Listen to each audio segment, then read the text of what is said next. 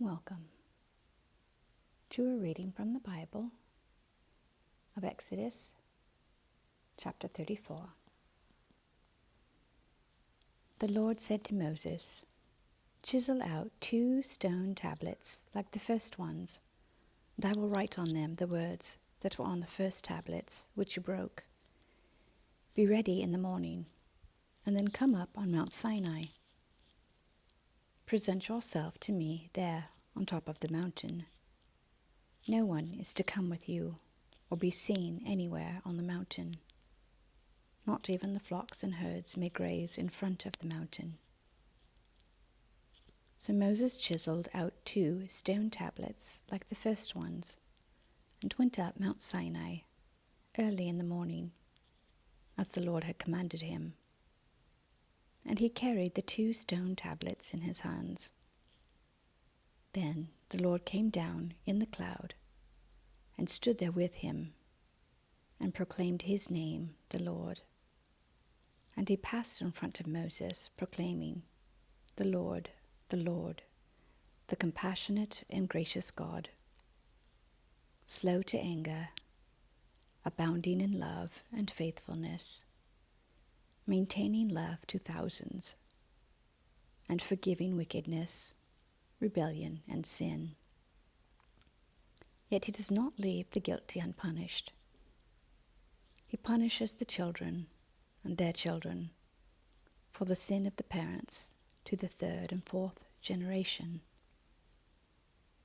Moses bowed to the ground at once and worshipped. "Lord," he said, "if I have found favor in your eyes, then let the Lord go with us.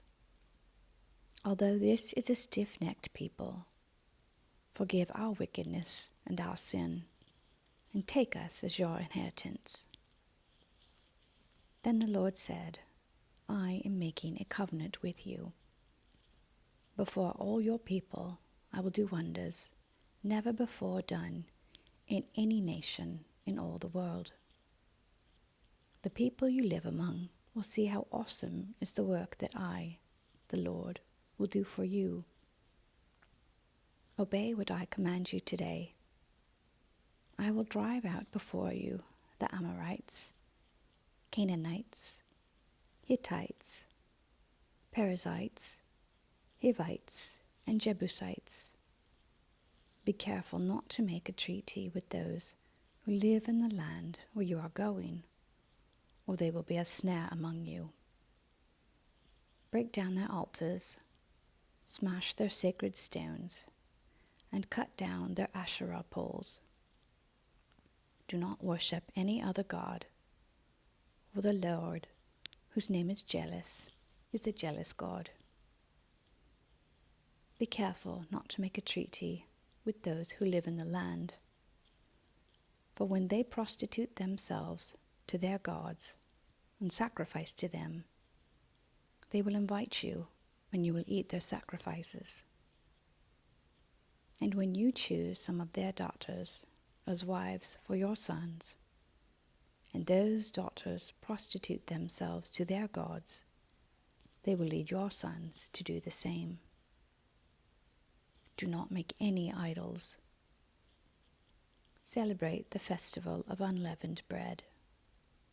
For 7 days eat bread made without yeast, as I commanded you. Do this at the appointed time in the month of Aviv, for in that month you came out of Egypt.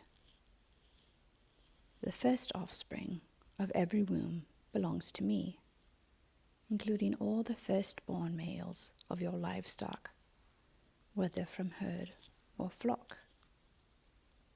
Redeem the firstborn donkey with a lamb, but if you do not redeem it, break its neck. Redeem all your firstborn sons. No one is to appear before me empty-handed. 6 days you shall labor, but on the 7th day you shall rest. Even during the plowing season and harvest you must rest. Celebrate the festival of weeks with the first fruits of the wheat harvest, and the festival of ingathering at the turn of the year. 3 times a year, all your men are to appear before the sovereign Lord, the God of Israel. I will drive out nations before you and enlarge your territory, and no one will covet your land when you go up 3 times each year to appear before the Lord your God. Do not offer the blood of a sacrifice to me along with anything containing yeast, and do not let any of the sacrifice from the Passover festival remain until morning.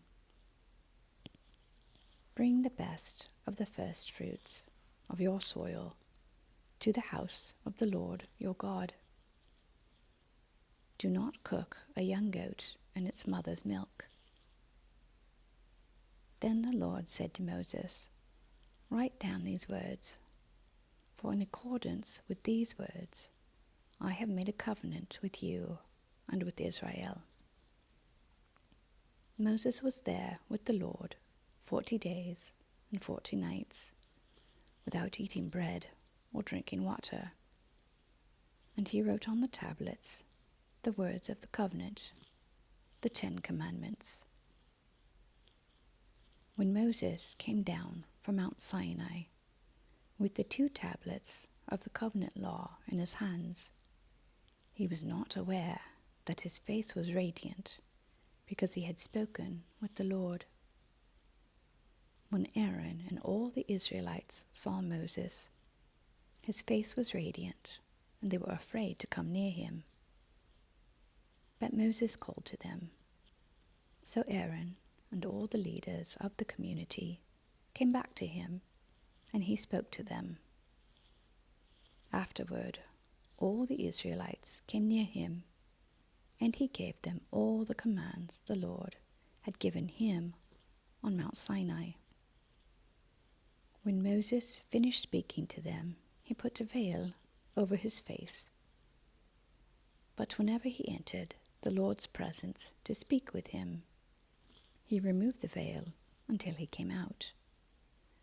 And when he came out, he told the Israelites what he had been commanded. They saw that his face was radiant. Then Moses would put the veil back over his face until he went in to speak with the Lord. Amen. Thank you for listening.